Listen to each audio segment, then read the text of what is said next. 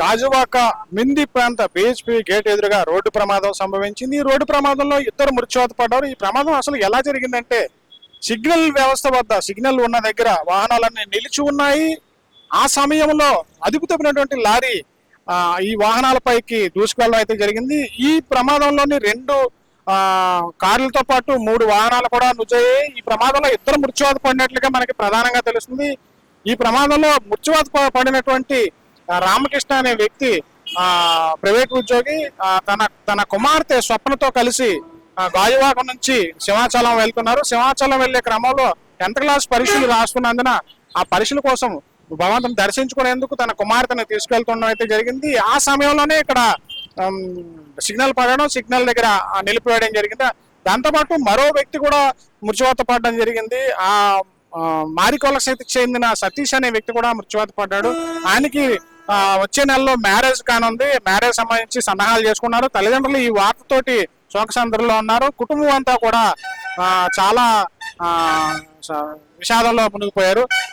ఇదే ప్రమాదంలో మరో వ్యక్తి తీవ్ర గాయాలై స్థానిక ఉన్నటువంటి హాస్పిటల్లో అయితే జాయిన్ అవ్వడం జరిగింది. మొత్తం మీద చూసుకున్నట్లయితే ఈ ప్రమాదంలో ఇద్దరు మృత్యువాత పడ్డారు.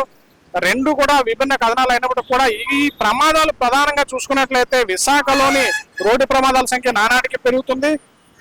అధికారులు ఇప్పటివరకు కూడా బ్లాక్ స్పాట్స్ గా 80 గుర్తించారు. 80 బ్లాక్ స్పాట్స్ అంటే ప్రమాదకర ప్రాంతాలు అంటారు దీన్ని. బ్లాక్ స్పాట్స్ అంటే ఈ ప్రమాదకర ప్రాంతాలైనటువంటి 80 బ్లాక్ స్పాట్స్ లో కూడా ఇప్పటి వరకు కూడా కొన్నిటిని ప్రక్షాళన చేయగా 67 బ్లాక్ స్పాట్లు ఇంకా ఉన్నాయి.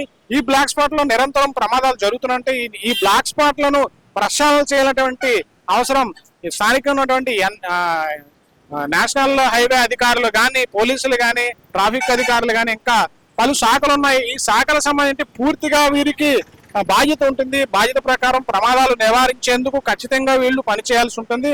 అయితే ఈ ప్రమాదాల బారిన పడకుండా రోడ్లను ఇప్పటివరకు అయితే బ్లాక్ స్పాట్లను గుర్తించి ప్రక్షాళన చేయడం జరిగింది. అదేవిధంగా స్టాపర్స్ ను పెట్టడం జరిగింది. గుర్తింపు ప్రమాదాలు జరిగే ప్రాంతాలను గుర్తింపు బోర్డులను కూడా, సైన్ బోర్డులు కూడా ఏర్పాటు చేయడం జరిగింది. ఇన్ని చేసినప్పుడు కూడా ప్రమాదాలు నిరంతరం జరుగుతున్నాయి. విశాఖతో పాటు ఇటు గాజువాక నిరంతరం ప్రమాదాలు జరుగుతూనే ఉన్నాయి. ఈ క్రమంలోనే నిన్న జరిగినటువంటి ప్రమాదంలో ఇద్దరు మృత్యువాత పడ్డం, ఇద్దరు కూడా 2 కుటుంబాల్లో విషాదం నెలకొంది.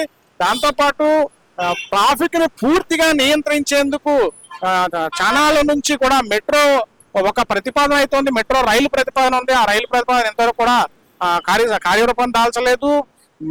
కూటమి ప్రభుత్వం వచ్చిన తర్వాత మెట్రో కార్యరూపానికి ఒక ప్రణాళికనైతే సిద్ధం చేశారు.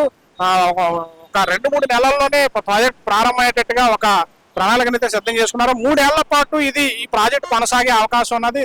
అప్పుడైతే అంతలోనే ఈ ప్రమాదాల నివారణ జరిగే అవకాశం ఉన్నది అయితే చెప్తున్నారు. ఎక్కువగా నిపుణులు చెప్తుంది ఏంటంటే ఇక్కడ విశాఖలోని మెట్రో రైలు వచ్చినట్లయితే ఈ ప్రమాదాల భారీ సంఖ్య తగ్గుతుందని చెప్పడం అయితే జరుగుతుంది.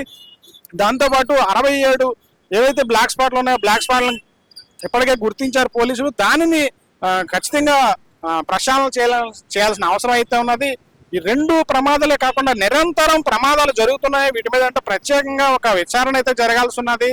దీని మీద ప్రత్యేకమైనటువంటి కమిటీ వేసి ఎన్ని ప్రమాదాలు జరుగుతున్నాయి, ఎన్ని ప్రమాద కారణాలకు అనుకోవాల్సిన అవసరం ఉన్నది.